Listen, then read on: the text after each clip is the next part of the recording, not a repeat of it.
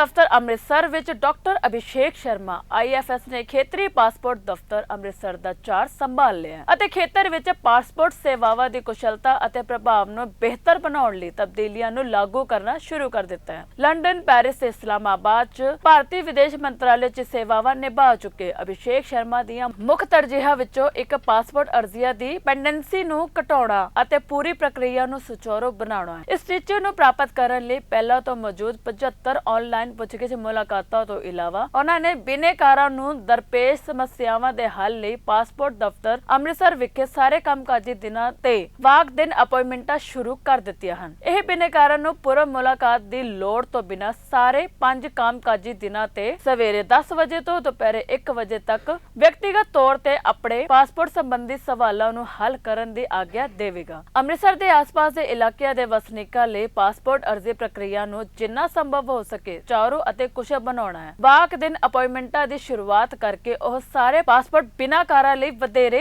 ਪਹੁੰਚਣਯੋਗ ਅਤੇ ਸੁਵਿਧਾਜਨਕ ਸੇਵਾਵਾਂ ਪ੍ਰਦਾਨ ਕਰਨ ਦੀ ਉਮੀਦ ਕਰਦਾ ਹੈ। ਇੱਕ ਹੋਰ ਕਦਮ ਅੱਗੇ ਵਧਾਉਂਦੇ ਹੋਏ ਉਹਨਾਂ ਨੇ ਬਿਨੇਕਾਰਾਂ ਨੂੰ ਮੁਸ਼ਕਲ ਰਹਿਤ ਸੇਵਾਵਾਂ ਪ੍ਰਦਾਨ ਕਰਨ ਦੇ ਉਦੇਸ਼ ਨਾਲ ਪੀਸੀਸੀ ਨਿਯੁਕਤੀਆਂ ਨੂੰ ਦੁੱਗਣਾ ਕਰਨ ਅਤੇ ਪਾਸਪੋਰਟ ਮੁਲਾਕਾਤਾਂ ਨੂੰ ਹੋਰ ਵਧਾਉਣ ਲਈ ਕਦਮ ਚੁੱਕੇ ਹਨ। So I have taken over the charge of regional passport officer on 9th of November. So I अच्छा अच्छा सामने देख के बिल्कुल सामने कैमरे मैंने क्षेत्रीय पासपोर्ट ऑफिसर का कार्यभार संभाला है 9 नवंबर को। तो उसके लिए मैं आप लोगों से रूबरू होना चाह रहा था, तो इसके लिए मैंने आज प्रेस कॉन्फ्रेंस बुलाई है। आने के बाद जो मेरा सबसे पहला प्रायोरिटी रहेगा वो ये रहेगा कि यहाँ पे जो अपॉइंटमेंट साइकिल है उसे कम किया जाए। अभी यहाँ पे 2 महीने के बाद अपॉइंटमेंट मिल रहा है, तो मेरे कार्यकाल में मेरा कोशिश रहेगा कि मैं उसे 15 दिन के करीब लेके आ जाऊँ जल्दी 6 महीने के अंदर। और उसके अलावा यहाँ पे जो पीसीसी का साइकिल चल रहा है वो 2 महीने से भी ज़्यादा का टाइम लग रहा है, उसको मैं कोशिश कर रहा हूँ कि 2 महीने के अंदर 1 हफ्ते के अंदर अगर मैं ला सकता हूँ किसी भी तरह से, तो उसके लिए बेसिक उसके लिए हम अपॉइंटमेंट्स बढ़ा रहे हैं। तो जैसे अभी मेरी कोशिश है कि पीसीसी की अपॉइंटमेंट है दुगनी से भी ज़्यादा कर दी जाए, तो उसके लिए हम अभी कार्यरत हैं। और जो कुछ दिनों में हो सकता है कि हम लोग पीसीसी के अपॉइंटमेंट बढ़ा दें। उसके अलावा मिनिस्ट्री ने भी स्पेशल ड्राइव चलाया हुआ है, तो जिसमें हम लोग सैटरडे को भी वर्किंग है, तो सैटरडे को भी हम बीच बीच में कैंप लगा रहे हैं। जैसे 4 तारीख को एक कैंप लगा था पीएसके में, हमने अपॉइंटमेंट्स रिलीज़ करी थी। 18 तारीख को भी पीएसके में अपॉइंटमेंट्स रिलीज़ हुई हैं। तो इस तरीके से भी अभी मिनिस्ट्री का भी फोकस है कि हम अपॉइंटमेंट साइकिल को कम कर सकें, तो वो भी चल रहा है। उसके अलावा हमने यहाँ पे 3 मोबाइल वैन्स भी लगा दी हैं, उसमें अभी 20 अपॉइंटमेंट हम दे रहे हैं, बट अभी हो सकता है कुछ दिनों में हम उसकी भी अपॉइंटमेंट बढ़ा दें। उसके अलावा यहाँ पे हमने बेस ऑफिस कैंप भी बनाया है, तो उसमें अभी हमारे पास 180 अपॉइंटमेंट्स हैं। उसको भी हमारी कोशिश है कि हम कैसे भी करके और बढ़ा ले, 250 250 तक लेके चले जाएं। तो अभी हम उसके ऊपर कार्य कर रहे हैं। फिरोजपुर में जो हमारा पीएसके है उसमें भी उसमें जो हमारी अपॉइंटमेंट है अभी 80 पासपोर्ट की और 5 पीसीसी की, पुलिस क्लियरेंस सर्टिफिकेट की। तो उसको भी हमारा कोशिश है कि हम 100 से ऊपर नॉर्मल अपॉइंटमेंट ले जाएं, और जो पीसीसी है उसे 5 से बढ़ा के 15 से 20 कर दें। सर एक और पीएसके का अप्रूवल था, वो कब तक पहुंचेगा? वो भी अंडर प्रोसेस है, तो उसके लिए बात चल रही है मंत्रालय से। तो जैसे ही अब आता है अप्रूवल और जैसे ही सारी चीज़ें फाइनलाइज हो जाती हैं, क्योंकि उसमें हम भी इन्वॉल्व हैं, टीसीएस भी इन्वॉल्व है, फिर स्पेस रिक्वायरमेंट भी होती है, तो काफ़ी चीज़ों का, क्योंकि आप अभी जो हमारा है उसमें हम लोग 1200 अपॉइंटमेंट दे रहे हैं। अभी कोशिश है विदेश मंत्रालय का कि कम से कम भी 2000 से ऊपर हम लोग कैटर कर सके, इतना हम लोग रोज़ का अपॉइंटमेंट ले सके। तो उतने बड़े के लिए बड़ा स्पेस चाहिए आपको, फिर हमारा रिक्वायरमेंट होता है, हमारे पार्टनर्स का रिक्वायरमेंट होता है, सिक्योरिटी भी देखनी है लोगों की। तो काफ़ी चीज़ों की जब सारी चीज़ें मिल जाती हैं, सारी चीज़ों का की क्लैरिटी हो जाती है और सारी चीज़ सब स्टेक होल्डर्स ऑन बोर्ड आ जाते हैं, तभी उसका फाइनलाइजेशन होता है। तो अभी हमने कुछ साइट्स आइडेंटिफाई कर रखे हैं, उस पर काम चल रहा है। चाहे जैसे ही कुछ फाइनलाइज होगा तो then we will let you know. Sir अभी तक जो कंप्लेंट्स आती रही हैं कि पासपोर्ट ऑफिसर और जो मेन एप्लीकेंट्स हैं उनमें काफ़ी गैप रहता है, और उसका फ़ायदा कुछ लोग एजेंट्स, या ये शिकायतें आती कि बहुत सारे पैसे जो काम मतलब सरकारी फीस अगर 2000 है तो उसके लिए 20-20 हज़ार रुपये लोगों को देना पड़ता, तो उस चीज़ को और उस गैप को कैसे आप खत्म करें? मैंने वॉक इन अपॉइंटमेंट शुरू कर दिए।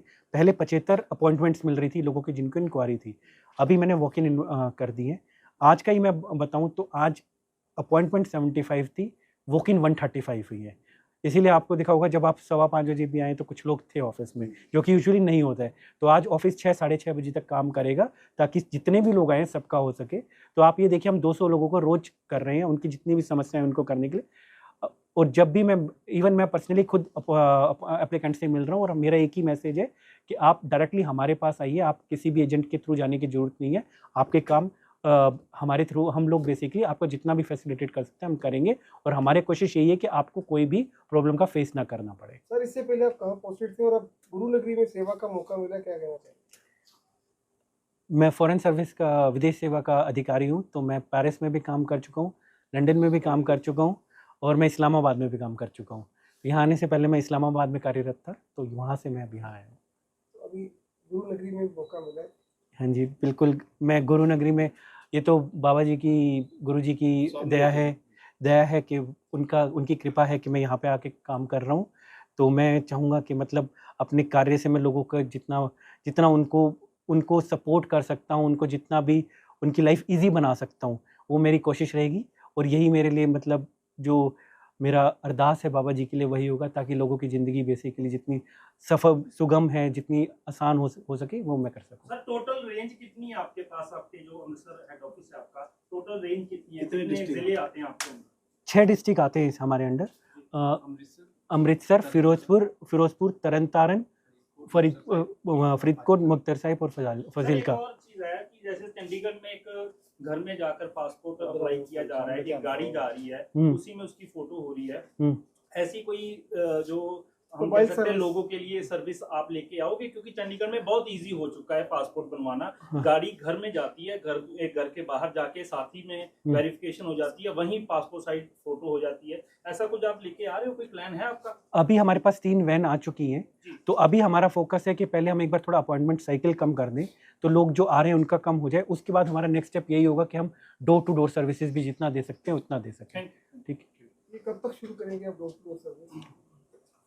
अभी कहना थोड़ा जल्दी होगा। मैं एक बार, मेरा पहला फोकस ये है कि मैं अपॉइंटमेंट साइकिल जितना कम कर सकता हूँ। बैकलॉग जो है हाँ, वो उसको लोगों पे चेक कैसे रखा जाएगा जो भोले भाले लोगों को ठगते हैं पासपोर्ट ऑफिस के नाम से और पैसा वसूलते हैं?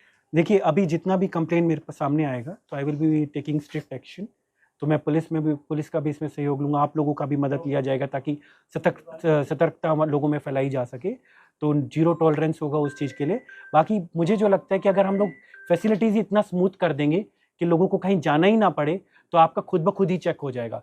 तो अगर आप बिल्कुल ही मतलब अगर एप्लीकेंट को आने के बाद उसे कहीं भी धक्के नहीं खाने, एक ही बारी में मैक्सिमम 2 बारी में अगर सर्विसेज मिल रही हैं तो एजेंट के पास जाएगा ही नहीं। तो आई थिंक जो एजेंट्स का दुकान है वो खुद ही बंद हो जाएगी। तत्काल के लिए क्या ऐसी कितनी चल रही है? तत्काल हम नेक्स्ट डे दे रहे हैं, तो आप जाके चेक करेंगे तो कल की डेट में आपको तत्काल Sir, मिल जाएगा। whenever new officer Hmm. comes, Hmm. he always gives statement कि इसमें agents नहीं आएंगे, ये होगा, red tapeism नहीं होगा। But पिछली बार भी हमने देखा that was continuously मतलब going on। तो how would you, I mean कि red tapeism खत्म हो जाए तो हाफ काम तो वैसे ही खत्म हो जाता है ना? तो what is your plan कि या बातें रहेंगी कि या प्रैक्टिकली कुछ होगा? इसमें सर एक और चीज ऐड ऑन कर दूं, यहाँ के गुरजीत औजला एमपी हैं, 2 बार वो धरना दे चुके हैं इसी चीज को लेकर, क्योंकि लोगों की शिकायत। एक इमेज Yes, बड़ी yes. एक एमपी लेवल का व्यक्ति आके यहाँ पर धरना देता है बाहर, और मीडिया को इनवाइट किया जाता है कि लोग कितने परेशान है, आकर देखो। सर आप वो चीज को कैसे आप हैंडल वो करोगे? इमेज नहीं जा सकी जो जानी चाहिए। आई थिंक इसका जवाब देने की वजह मैं कहूँगा आप 3 महीने वेट करिए। आप भी यही है, मैं भी यही हूँ, और आई थिंक आप वो कहते हैं ना, मतलब आप मेरा काम खुद ही सामने आएगा। तो इसकी वजह हम 3 महीने बाद जब मिलेंगे तब आपसे एक क्वेश्चन रेज करेंगे कि कुछ चेंज हुआ है नहीं हुआ है। इसकी वजह कि मैं बड़ी बड़ी बातें करूं और ग्राउंड पे ना हो, इसकी वजह भी हम वेट करें और मेरे काम को देखें, उसके बाद कोई आपको खास बात जो आप कहना लोगों को चाहेंगे? अपील करना चाहते हो, कोई संदेश देना चाहते हो एप्लीकेंट्स को लोगों कोई खास मैसेज? एप्लीकेंट्स को मेरा खास मैसेज यही है कि आप आरपी ऑफिस के मेरे दरवाजे हमेशा खुले हैं। हम लोगों ने 10 से 1 वॉक इन अपॉइंटमेंट शुरू कर दिया। आपको जब भी कोई दिक्कत हो, इधर उधर जाने की बजाय डायरेक्ट मेरे पास आ सकते हैं, हमारे ऑफिसर्स के पास आ सकते हैं। हम आपकी जितने भी प्रॉब्लम्स हैं उनका निवारण हम यहीं पे करेंगे। तो आप एजेंट्स वगैरह के पास जाने की बजाय डायरेक्टली हमारे पास आएँ, तो उससे आपका प्रॉब्लम भी सॉल्व होगा और आपको ज़्यादा धक्के भी नहीं खाने पड़ेंगे। Thank you sir. अमृतसर ਤੋਂ ਸੁਨੀਲ ਖੋਸਲਾ ਦੀ ਰਿਪੋਰਟ।